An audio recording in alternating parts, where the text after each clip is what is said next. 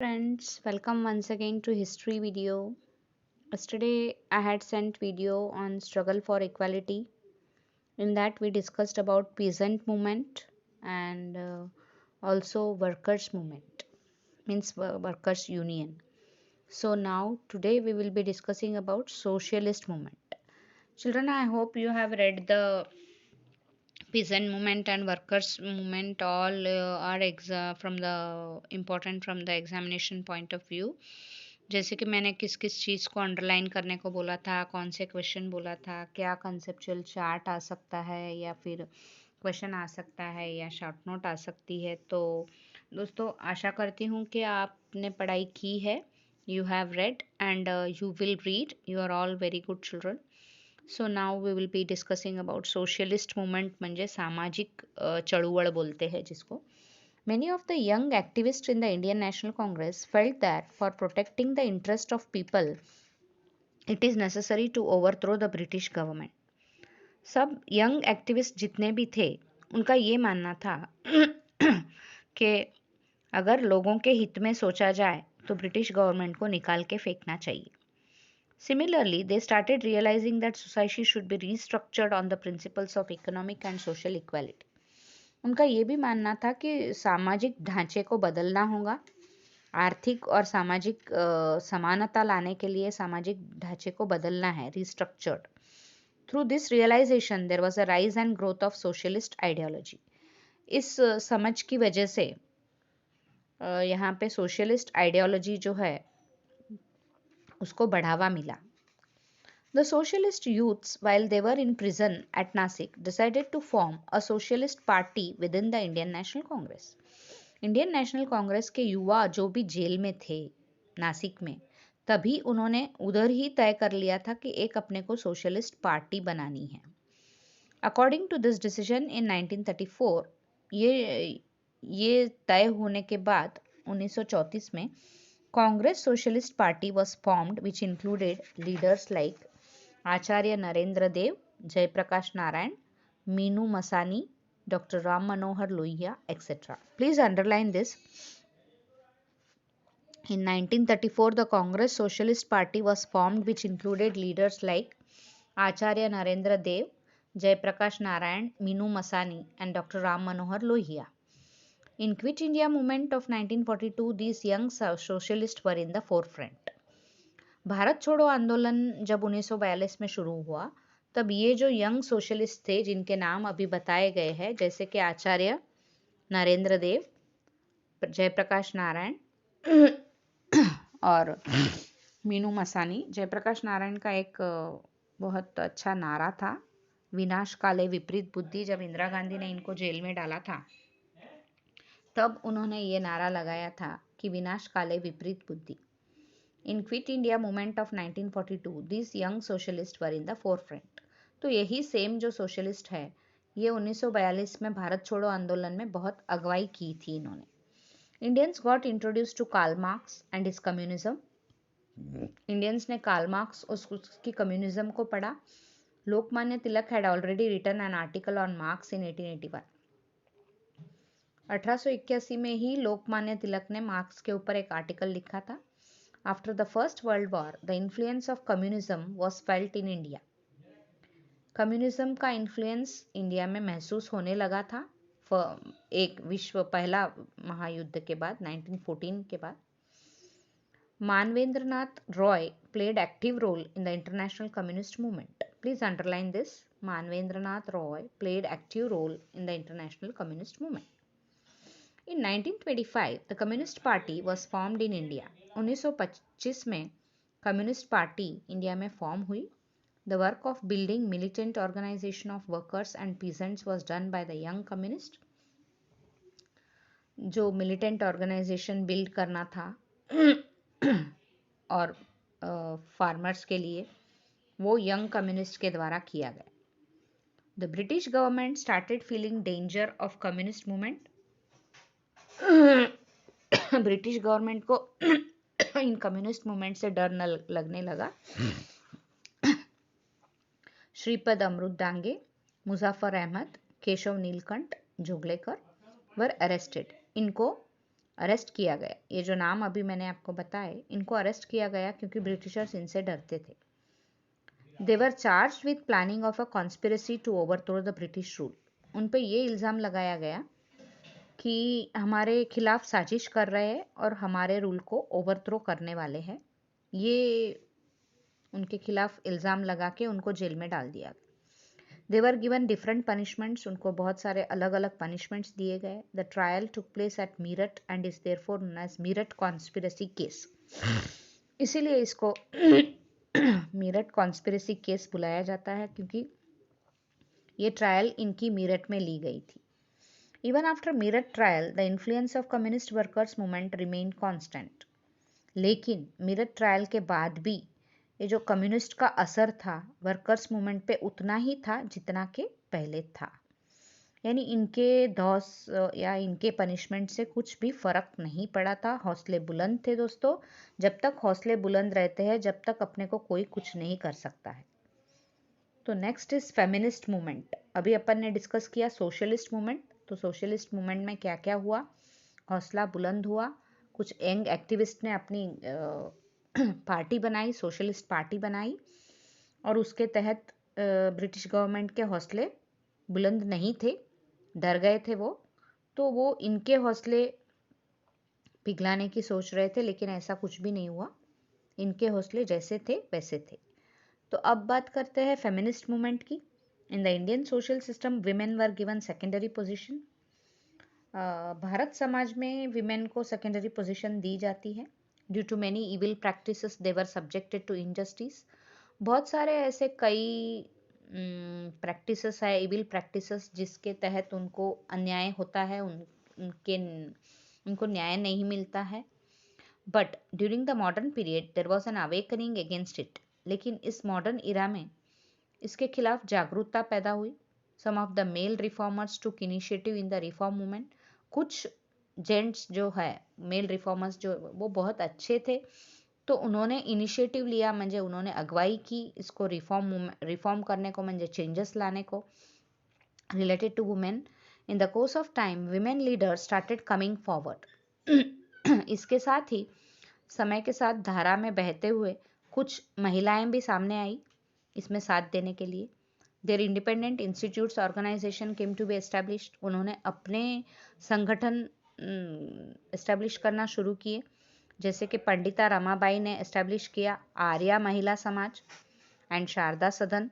Similarly सेवा सदन founded by Ramabai Ranade. तो आर्या महिला समाज, शारदा सदन, सेवा सदन, इनको अंडरलाइन कीजिए दोस्तों। ये किनके द्वारा बनाया गया, इनको भी अंडरलाइन कीजिए। Are the best examples of independent institute organisation formed by women. Okay. Bharat Mahila Parishad 1904 में बना, और all India women conference 1927 were founded as well. Therefore this institutional work reached at the national level. ये राष्ट्रीय स्तर पर पहुंच गए थे सब इंस्टीट्यूशन बनाने के काम। For the issues such as right to inheritance. Inheritance का राइट म्हणजे हक्क प्रॉपर्टी में, इसमें उसमें, right to vote. Women had a struggle through medium of this organisation. Women ने बहुत जिद्दोजहद की ये सब हासिल करने के लिए।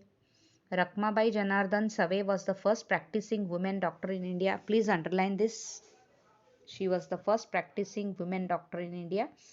She delivered series of lectures related to health issues of women. Women के हेल्थ इश्यूज पे उन्होंने बहुत सारे लेक्चर भी दिए हैं। She also opened a branch of red cross society at Rajkot. Rajkot में उन्होंने रेड क्रॉस सोसाइटी की एक ब्रांच भी ओपन की। See the contribution of her work, such a great contribution, isn't it? Even at that time she did, but even at this time nobody is doing that. During the 20th century, participation of women in public life began to increase. Public life में, म्हणजे नागरिक जीवन में महिलाओं का योगदान बहुत बढ़ने लगा। Women's participation in the national movement and revolutionary work was significant. Women's का पार्टिसिपेशन नेशनल मूवमेंट पे भी था और रेवोल्यूशनरी वर्क्स में भी था। After the act of 1935 women were included in the provincial ministers as well. 1935 का जो एक्ट पास हुआ उसमें प्रोविंशियल लेवल पे, मिनिस्ट्री लेवल पे भी विमेन को इंक्लूड किया। After independence the principle of equality of man and women has been clearly stated in the constitution of India. आज़ादी के बाद ये एक सिद्धांत बनाया गया कि आदमी और औरत का हक सरीका है। लेकिन आदमी अभी कहाँ छोड़ते हैं, आदमी तो अपने हक जताते ही रहते हैं, किसी न किसी रूप में औरत को परेशान करते ही रहते हैं। ये अलग बात है। कुछ जानते हैं डॉक्टर आनंदीबाई जोशी के बारे में। First Indian female doctor, practising women doctor थे ये रकमाबाई, और ये विमेन डॉक्टर थे, first Indian female doctor. Her son lived a life of only 10 days and then died. उनका बेटा सिर्फ 10 दिन तक बचा था, फिर मर गया था। This sorrow became responsible for inspiring her to study medicine.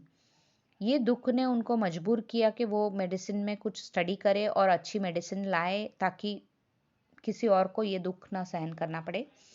She acquired MD degree in 1886. While returning to India, Anandibai contracted tuberculosis. जब भारत वापस आ रहे थे वो MD डिग्री लेके, तो उनको ट्यूबरक्लोसिस हो गया। Later on 16 February 1887 she died in Pune. वो पुणे में फिर उनका देहांत हो गया। दोस्तों, ये था फेमिनिस्ट मूवमेंट के बारे में। अब बात करते हैं दलित मूवमेंट के बारे में। Indian social structure was based on inequality. India का जो सामाजिक ढांचा था वो असमानता पे खड़ा था। Social reformers like Mahatma Jyotirao Phule, Narayan Guru brought some awakening of the people against the unjust treatment given to Dalits in the society. दलितों के साथ जो अन्याय करते थे उस पे प्रकाश डालने के लिए महात्मा ज्योतिराव फुले, नारायण गुरु जी ने कोशिश की कि ये जागरूकता पैदा करे। Following the teachings of Mahatma Phule, Gopal Baba Walangkar and Shivram Janba Kamble worked on the eradication of untouchability. छुआछूत को निकालने की कोशिश की इन्होंने। ये नारायण गुरु के पदचिन्हों पे चलकर, महात्मा फुले के व्याख्यानों को सुनकर और उनकी शिक्षा प्राप्त करके इन्होंने छुआछूत को मिटाने की कोशिश की। In 1888 Gopal Baba Walangkar in his book Vitthal विद्वांसन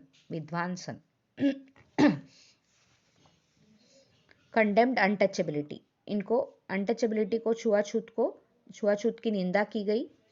Shivram Janba Kamble started the magazine Somvanshiya Mitra. Shivram Janba Kamble ने एक मैगजीन निकाला, सोमवंशीय मित्र, on 1st July 1908. He raised voice regarding issues of moralist and jogins. He also took initiative for marriages of devdasis. देवदासी वो होती है जो मंदिर में वगैरह नृत्य करती है, पर उसको शादी करने का अधिकार नहीं दिया गया था, लेकिन इन्होंने वो अधिकार भी दे दिया। In Tamil Nadu, Periyar Ramaswamy started a movement for eradication of untouchability. Please underline that. In 1906, Maharshi Vittal Ramji Shinde started the depressed classes. पिछात वर्ग जिसको बोलते हैं, डिप्रेस्ड क्लासेस मिशन स्टार्ट किया इन्होंने for the progress of Dalits. The important part of their work was to make the Dalits self respectful, well educated and engaged in work. उनका main ध्येय क्या था कि दलितों का आत्मसम्मान बढ़ाना, उनको अच्छी शिक्षा प्राप्त करवाना और उनको किसी काम में उलझाए रखना। While the second part of their work was to destroy the delusive ideas regarding Dalits in the minds of upper caste. ऊपर जो पैसे वाले जो लोग थे उनके माइंड में जो इनके बारे में था, इनके ख्याल थे, इनके बारे में थे, उनको भी नाश करना इनका एक ध्येय रहा है महर्षि विठल रामजी शिंदे का। For this purpose he founded Marathi school. For इसके लिए इन्होंने मराठी स्कूल खोली। Work schools in part of Parel Deonar in Mumbai. Work schools म्हणजे काम करने के बाद स्कूल जाना, ये भी उन्होंने खोला। He actively took part benefit of Dalit class regarding satyagraha for the entry in Parvati temple at Pune. Parvati temple में इनको एंट्री दिलाने के लिए भी इन्होंने बहुत जिदोजहद की पुणे में। Shetkari Parishad of Dalits, federal electorates etcetera, म्हणजे इनको भी वोटिंग का हक दिलाया। Rajarshi Shahu gave support to the leadership of doctor Baba Saheb Ambedkar during this period. इस पीरियड में राजश्री साहू ने बहुत हेल्प की बाबा साहेब अम्बेडकर की लीडरशिप में। He led the non Brahmin movement. Rajarshi Shahu Maharaj made a revolutionary declaration for reservation in state of Kolhapur. Kolhapur में रिजर्वेशन के लिए, जैसे SC ST का रहता ना, उस प्रकार के रिजर्वेशन के लिए कोल्हापुर में इन्होंने बहुत जद्दोजहद की और free and compulsory primary education भी करवाया इन्होंने। He did substantial work for the abolition of caste distinction, caste जाति का भेदभाव निकालने के लिए इन्होंने बहुत काम किया। There were 3 restrictions put up in the caste system. 3 restrictions थे, आइए देखते हैं क्या रेस्ट्रिक्शंस थे वो। Interdining, intermarriage and change of occupation. Interdining म्हणजे छुआछूत वालों के घर पे नहीं खाना खाना। इंटरमैरेज, दूसरी कास्ट में शादी करना और अपना काम बदलना। जैसे मोची का बेटा है तो डॉक्टर नहीं बन सकता, या खेती करने वाला है तो कुछ और नहीं बन सकता, ऐसे वगैरह पहले बहुत रूल्स थे। तो ये तीनों रेस्ट्रिक्शंस को उन्होंने निकालने की कोशिश की। Please underline that, interdining, intermarriage and change of occupation. What were the 3 restrictions put up in the caste system? Question आ सकता है दोस्तों, या फिर कॉन्सेप्चुअल चार्ट्स आ सकते हैं। Restriction put up in the caste system करके 3 ब्लैंक आ सकते हैं। तो दोस्तों किसी भी रूप में क्वेश्चन आ सकता है, तो आप प्लीज उसको कृपया अंडरलाइन करिए। In this regard, during meetings and conferences, Shahu Maharaj ate the food from the hands of दलित। जानबूझ के शाहू महाराज ने दलित के हाथों से खाना खाया, Dalit people, and overthrew the restriction on interdining. इस तरह से उन्होंने इंटरडाइनिंग का मिटाया। Shahu Maharaj believed that till the restriction of the intermarriage is followed, till then the caste distinction will not be uprooted.